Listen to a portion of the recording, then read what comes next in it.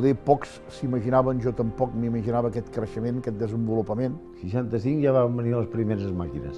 Todos los canales no estaban al principio, pero como las parcelas al canal se vendían más, pues han añadido cada vez más canales. I el SERPA, al voler fer el canal, es va provar de diverses maneres de fer el canal. I no hi va haver res millor que uns gallegos. Era una persona que s'aixecava amb una meta. I es anava construint el que és la marina més important del món. No hi ha cap més que tingui 20 quilòmetres o 23 quilòmetres de canal.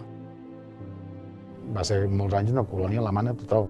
I l'Alemany tenia un poder adquisitiu molt alt, nosaltres érem un país pobre, ells eren un país ric. És un tipus de client que és molt de casa i ell tot ho fa a casa, aleshores per nosaltres era un molt bon client perquè és un client consumista. Al senyor Arpa el que li provocava una mica és que amb una marina tan gran la gent tinguessin un servei adequat. Vaig lograr que es fes la duana a Empúria Brava. Llavors els avions ja podien venir, ja fos a Alemanya. O sigui, el paracaidisme havia començat en Joaquim d'Ensalat amb una animeta petita. Va haver una època que va venir en Roland, enmig, i van crear el centre de paracaidisme de Costa Brava. Introdujeron a Europa una forma de paracaidismo que no se conocía en Europa, que es el tándem y el AFF.